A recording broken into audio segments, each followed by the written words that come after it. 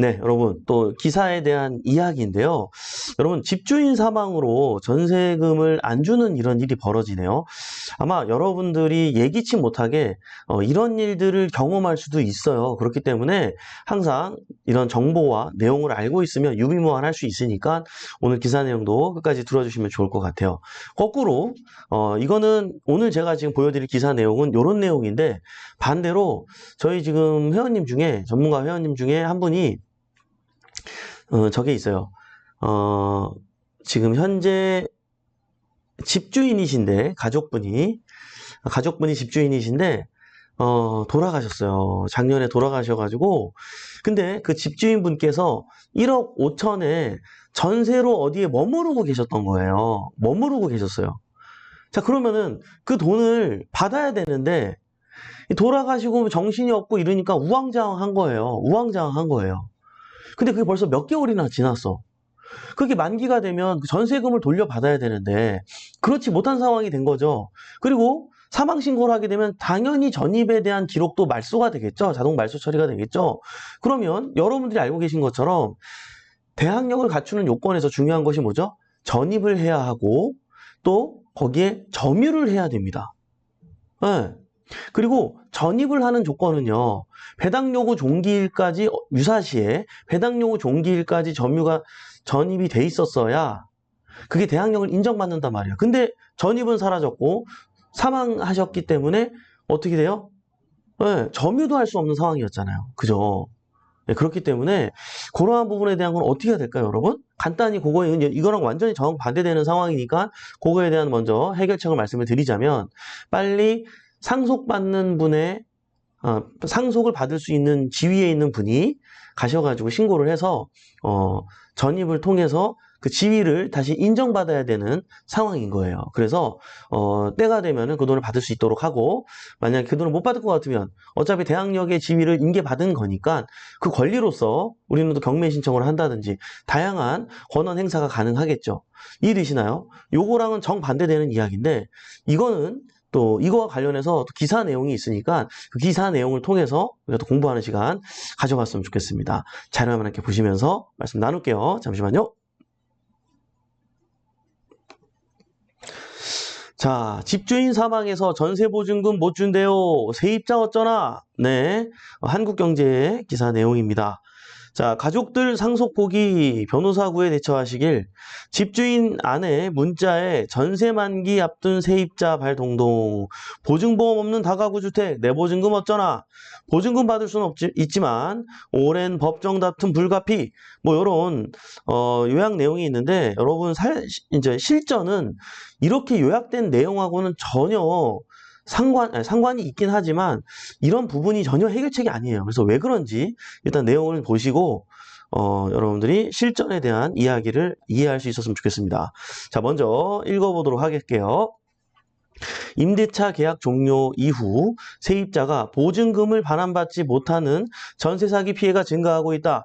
지난달까지 국토부 전세 사기 피해 지원위원회에서 세입자가 전세 사기 특별법상 피해자로 인정받은 경우만 12,928건, 이게 피해자로 인정받은 것만, 예, 그렇지 않은 거는 또 수도 없이 많다는 거예요. 근데 이제 인정받는 것과 그렇지 않은 거의 차이가 뭔지 아세요, 여러분? 인정받은 거는요, 이게 진짜 전세 사기를 목적으로 주인이 이렇게 좀 장난친 거. 예를 들어서 이쪽에도 전세를 받고 저쪽에도 전세를 받고 이쪽에 대출 받고 막 이런 일이 이루어졌던 거, 고의로 이루어진 거, 아니면은 대출이 있는데 또 없는 것처럼 해서 전세 받거나, 뭐 다양한 상황이 벌어지죠. 그리고 저희 회원님도 지금 이런 이슈가 터졌는데요. 무상거주 확인서가 제출이 된 거예요. 네, 근데 알고 봤더니 집주인이 거짓으로 작성해가지고 제출한 거예요.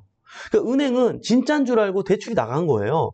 이런 말도 안 되는 상황이 벌어지기도 하고 그러거든요. 그러니까 이런 전세 사기인 경우만 그런 거고, 실제로는 가격이 떨어져서 시장의 원리에 의해서 이 가격이 떨어져서 역전세가 난 거는 어쩔 수가 없는 전세 사기가 아니죠, 그거는. 그래서 이런 차이가 있다라는 거. 어쨌든 이런 상황이든 저런 상황이든 여러분들 전세로 살면 피해가 있을 수가 있겠죠. 그러니까 결론부터 지금 미리 말씀드리자면, 이거 재테크 투자하시는 분들은 절대로 어디 가서도 전세 살면 안 돼요. 전세 사는 거 아니에요, 여러분. 내가 몇 천만 원이라도 어디 집에 묶여 있는 걸 되게 아까워할 줄 알아야 돼요. 이 해답을 먼저 말씀드립니다. 자, 넘어가서 전세 사기가 발생했다고 하면 다세대 연립 등 빌라를 떠올리기 쉽지만 실제 보증금을 떼일 위험성이 가장 높은 곳은 다가구 주택이다. 이거 진짜 맞는 얘기예요, 여러분. 법률상 단독주택이지만 한 집에 최대 19실까지 거주할 수 있고 호실별로 등기가 나오지 않기 때문이다. 여기에 더해 집주인이 사망했다면 세입자가 보증금을 돌려받기가 한층 까다로워진다. 네. 최근 온라인 커뮤니티에는 다가구 주택에 전세를 살던 도중 집주인이 사망했다는 글이 올라왔다. 글쓴이 A씨는 2년 전 경기도 안양에 다가구 주택에 전세로 왔고 보증금 9천만 원을 넣었다며 집주인 아내 B씨에게서 집주인이 사망했다는 문자를 받았다고 밝혔다. B씨가 보낸 문자 메시지에는 집주인인 남편이 투병 중 사망했고 가족들은 상속을 포기했다는 내용이 담겼다. 메시지에서 B씨는 가족 중에 상속자가 없으면 결국에는 국가가 이 집을 귀속하게 됩니다. 국가에서 무료로 하는 변호사님과 상담하셔서 대처하시기를 바랍니다. 라고 했다. 예, 요런 문자를 받았네요. 문자 내용 한번 읽어드릴게요. 저는 이 상황을 제가 수습도 어려운 상황이라 저희는 남편이 사망하고 가족이 상속 포기를 하게 되었습니다. 이에 상속 포기 결정이 나게 되어 추가 가족 중에 상속자가 없으면 최종 국가로 이 집이 귀속하게 됩니다. 국가 무료로 하는 변호사님과 상담하셔서 대처하시기 바랍니다. 예, 유유를 보내야 되는데 스마일 보내셨네요. 어쨌든 자, 이게 세입자가 아니라 집주인 아내분께서 이렇게 메시지가 왔습니다. A씨는 올해 2월이 계약 만료일이고 보증금은 죽은 집주인 통장으로 넣었다며 등기부 등본에서 집을 담보로 대출받거나 한 것이 없었고 전세 보증보험은 들지 않았다. 내 9천만 원은 어떻게 되는 거냐고 불안함을 호소했다. 국토교통부는 지난해 공인중개사법 시행규칙을 개정해 다가구주택 임대차 계약 때 선순위 보증금 등 임대차 정보와 납세 증명서를 제시하도록 의무화했다. 공인중개사도 최우선 변제금이 얼마인지 최우선 변제금을 받을 수 있는 기준 등을 공개하도록 했다. 다만 이미 계약을 맺고 전세를 살던 A씨 같은 경우에는 이러한 내용을 확인하기 어려웠다. 네, 당시에는 이제 그러지 않았었기 때문에 확인이 어려웠던 거겠죠. 근데 이제는 공개하게 돼 있기 때문에 전부 공개가 이루어질 겁니다. 자, 그러면 이런 걸 공개해 준다 그래서 안전한 걸까요? 또 그렇진 않아요. 상황에 따라서는 여러분들이 당할 수가 있기 때문에 애초에 다시 한번 강조 말씀드리지만 여러분들이 재테크를 투자할 마음이 있다면 전세는 피하셨으면 좋겠다. 네, A씨의 글을 본 누리꾼은 서둘러 세입자 현황을 알아봐야 한다. 지인도 집주인이 죽었는데 후순위로 밀리면서 보증금 7천만 원을 못 돌려받았다. 상속받는 사람이 없으면 누구한테 소송을 걸어야 하느냐. 당장 변호사를 구해 소송을 준비해야 한다고 안타까워했다. 네, 엄정숙 종합법률사무소 부동산 전문 변호사는 우선 사망한 집주인 명의로 보증금 반환 소송을 내고 이후 가족관계 등록부 등을 확인해 상속인을 피고로 지정하면 된다. 상속인에게 보증금을 반환할 의무가 승계된다며 다만 상속 절차가 오래 걸리는 경우가 있으니 감안해야 한다고 말했다. 뭐 맞는 절차 내용입니다, 여러분. 근데 이 이야기가 중요하지 않아요. 일단 들어보고 다시 한번 얘기하시죠. 자, 상속은 1순위 상속인 배우자 자녀가 이거 되게 중요한 순서예요, 여러분. 1순위 상속자는 배우자하고 자녀가 됩니다. 자, 이들이 포기하더라도 4촌 이내에 반개 혈족까지 진행된다. 엄 변호사는 상속 절차를 끝까지 지켜봐야 한다며 상속 절차가 길어질 경우 세입자는 묵시적 갱신이나 갱신 요구권 행사를 통해 시간을 벌어놓고 일처리를 하는 게 좋다고 귀띔했다. 계약이 갱신되면 상속인이 결정된 후 계약 해지를 통보하고 빠르게 이사할 수 있기 때문이다. 뭐 이런 절차에 대한 내용은 여러분들이 상식적으로 알고는 있을 필요가 있습니다. 자, 만약 4촌 이내 반개 혈족까지 진행된 상속 절차에서 모든 구성원이 상속을 거부한다면 세입자는 상속재산관리인 제도를 활용할 수 있다. 상속재산관리인이란 상속인이 여럿이거나 존재하지 않을 때 상속 재산의 관리 및 청산을 위해 가정법원이 선임하는 관리인이다. 해당 건물이 국고로 기속되는 경우에도 상속재산관리인이 국가의 대리인이 되어 관련 절차를 진행해야 한다. 예, 아무도 안 받거나 뭐 상속받을 사람이 없으면 이걸 그대로 놔둘 수는 없기 때문에 국가에서 이런 식으로 관리를 해준다는 내용인 거죠, 여러분. 자, 엄 변호사는 가정법원의 상속재산관리인 선임을 신청하면 관리인이 지정될 것이라며 지정된 관리인을 피고로 소송을 진행할 수 있다고 설명했다. 그러면서 관리인과 세입자가 협상을 통해 보증금을 돌려받게 된다며 세입자가 많고 이해관계가 복잡하게 얽혀 있다면 주택을 경매로 처분하고 나누게 된다. 이런 경우 보증금을 받기까지 더 많은 시간이 걸릴 수 있다고 조언했다. 네, 이런 수많은 조언이 있는데요. 사실 뭐 이런 거는 여러분들이 이제 이런 상황이 처해지게 되면 여러분들이 진행해야 되는 절차이긴 합니다. 그러나 이런 게 중요한 게 아니라 실전을 말씀을 드려보면 여러분이 입장 바꿔 한번 생각해 보세요. 이게 뭐가 중요한 거냐면 자, 첫 번째 상속자가 누구죠? 배우자와 자녀입니다. 배우자와 자녀인데 배우자하고 자녀가 상속을 안 받을 정도면 이게 얼마나 문제가 있겠습니까? 이해되세요? 이게 얼마나 문제가 있을까요? 자, 그 부분이 중요한 거예요. 네. 이게 계산기를 두드려 보지 않았을까요? 그리고 다가구라고 그랬잖아요. 다가구에 전세보증금으로 살고 있다고 그랬죠? 네. 그러면 이거를 매도했을 때 시세를 알아보지 않았을까요?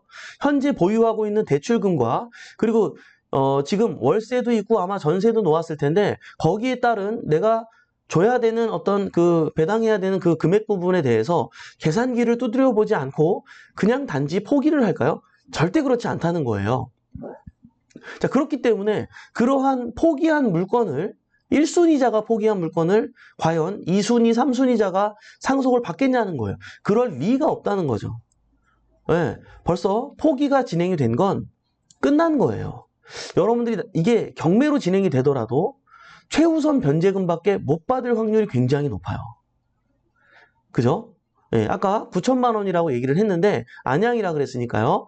이게 전세보증금이 그러니까 이게 이제 말소기준 권리가 언제인지는 모르겠어요. 그 기준에 따라서 근저당권의 그 기준에 따라서 최우선 변제액이 결정이 되는데 아마 뭐 2천만 원 정도, 3천만 원 정도, 뭐 1천만 원 정도밖에 못 받게 될 가능성이 굉장히 높은 것으로 사료가 됩니다.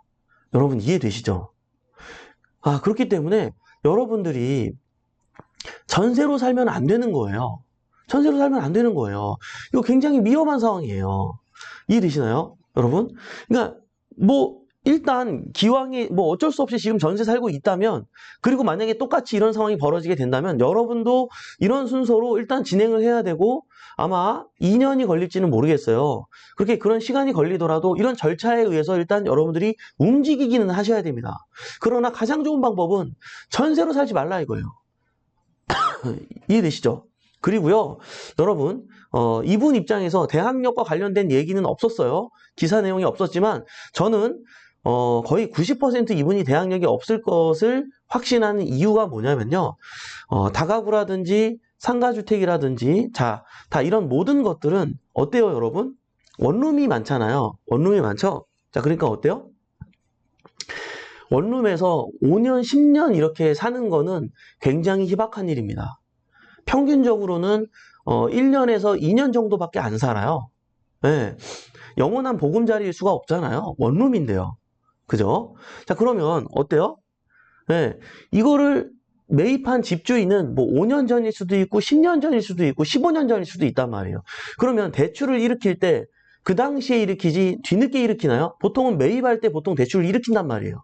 그러니까 이미 말소기준 권리를 저 멀리 가 있는 거예요. 그러면 1, 2년마다 뭐 2, 3년마다 임차인이 교체가 이루어지기 때문에 뒤로 가면 갈수록 거기에 있는 세입자들은 대항력이 없을 가망성이 굉장히 높겠죠. 이해되시나요? 그렇죠? 그러니까 대부분 사실은요. 대항력이 없는 상태에서 여러분들이 전세 보증으로 들어가는 경우가 굉장히 많다는 거예요.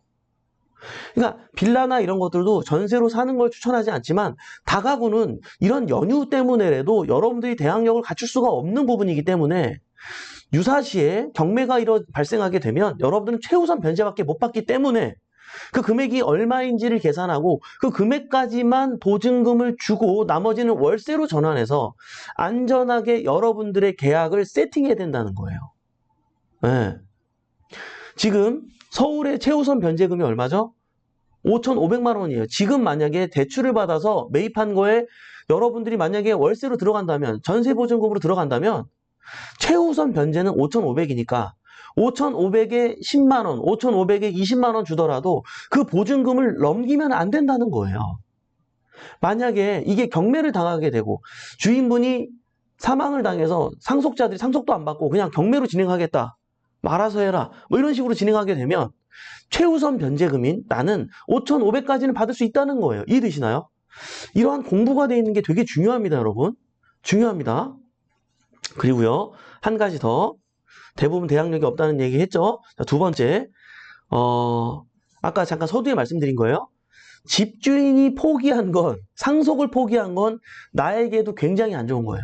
남는 게 없으니까 포기한 거예요. 오히려 마이너스니까 포기한 거예요. 그죠? 그러니까 그런 상황이 되지는 않을지, 혹시 현재 이 방송을 보는 분들 중에 내가 지금 다가구에 혹시 전세로 살고 있다면 반드시 등기부를 지금 확인하세요. 확인하시고, 그 다음에 세입자들은 우리 집주인이 세금이 어디에 어떻게 밀렸는지를 다 확인할 수가 있기 때문에 확인하시고요. 그 다음에 다른 집에 이 보증금이 얼마에 지금 계약이 돼 있는지 이러한 부분들, 전입일자 같은 것들을 다 확인해 볼 수가 있겠죠? 확인 한번 해보세요. 그러면 유사시에 만약에 경매가 진행이 되면 나는 과연 이 돈을 돌려받을 수 있는가? 그게 아니라면 지금 빨리 계약 기간이 내년 4월까지라고 치더라도 내년 4월까지 기다리면 안 돼요. 큰일 납니다. 지금 그냥 제가 복비 제공하겠습니다. 제가 사정이 있어서 나갈게요. 그리고 나오세요. 지금 빨리 도망 나오세요. 나중에 이런 또 유사한 무서운 일이 생기면 안 되니까 여러분들 지금 오늘 반드시 확인하세요. 지금 애매하게 제가 지금 오늘 공부한 걸 토대로 여러분들 등기부도 확인해보고 다 확인해보세요. 모르겠으면 요즘에 웬만한 정보는 SNS에 다 널렸으니까 찾아보면서 한번 이거는 확인하셔야 돼. 안 그러면 똑같이 보증금을 날리는 상황이 벌어질 수가 있습니다.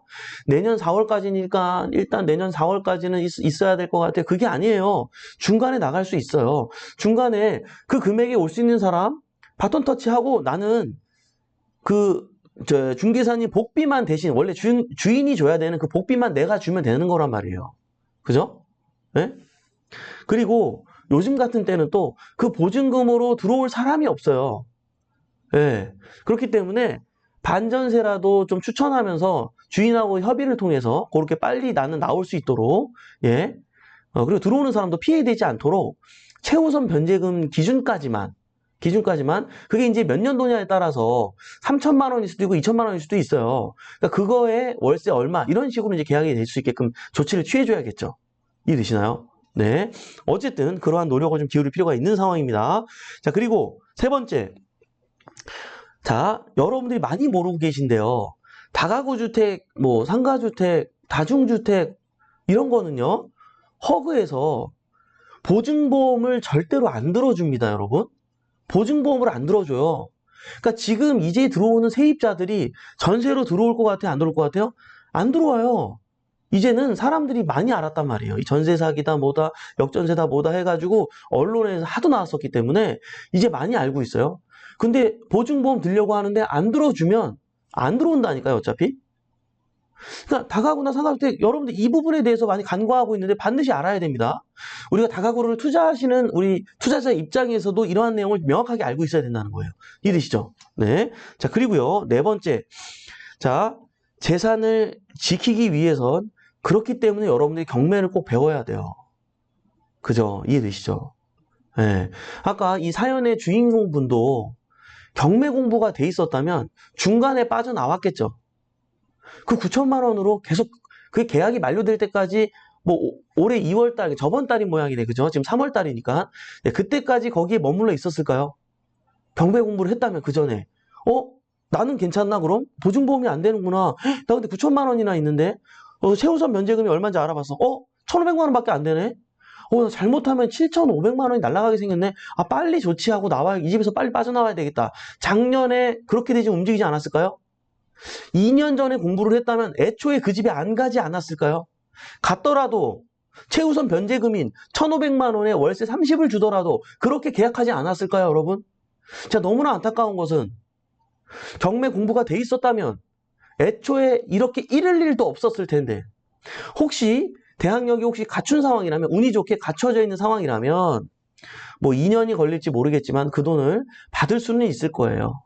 어쨌든 이것도 저것도 안 되면 국가에서 관리를 해주니까, 예, 경매 절차를 통해서 배당 순서에 의해서 돈을 받게 될 겁니다. 그렇다면 다행이지만 그 2년 동안 내 돈을 또 그 9천만 원이라는 돈을 활용하지 못하는 그것도 얼마나 안타까운, 나의 어떤 효용이 떨어지는 얼마나 그 안타까운 시간들입니까? 안 그래요?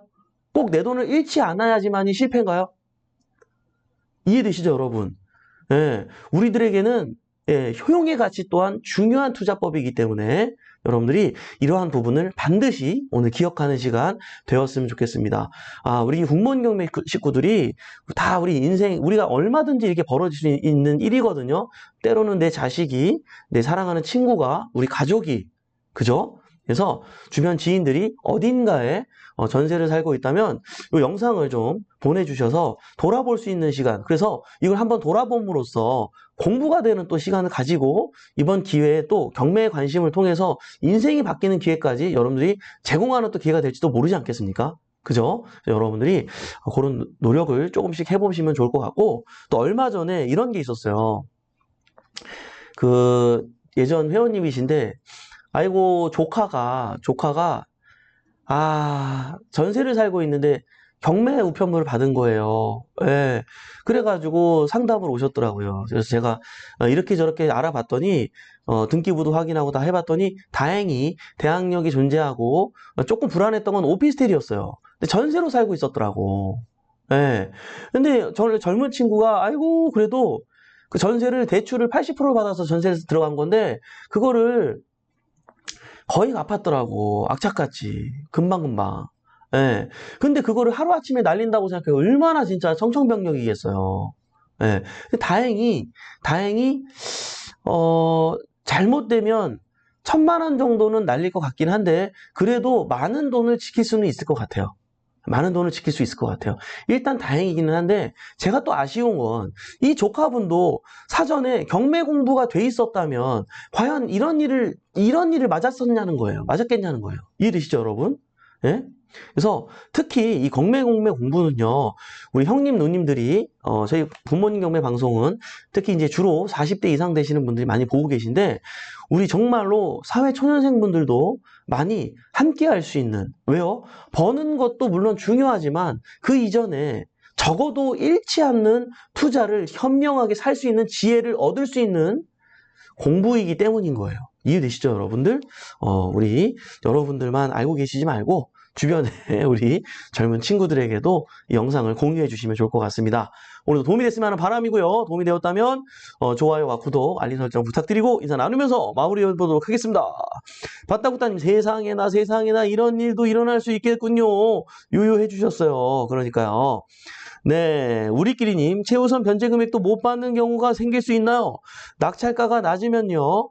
뭐 그렇기는 한데 최우선 변제금은 좀 배당이 되게 우선순위에 있어요. 거의 우선순위이기 때문에 받을 확률이 굉장히 높습니다. 최우선 변제금 정도는, 예, 심지어 그 제일 먼저 받아가야 되는 금융권, 근저당권보다도 먼저 가져가는 거기 때문에 그래요. 그래서 이런 걸 고려해서 은행에서는 방백이라는 걸 하고 대출을 해주잖아요. 그런 연유에 의해서 이런 것들이 다 있는 거기 때문에 적어도 최우선 변제금을 받을 수 있다는 사실을 같이 이해할 필요가 있어요. 네, 마스터김님, 오늘도 소중한 꿀팁 감사합니다. 네, 감사합니다. 네.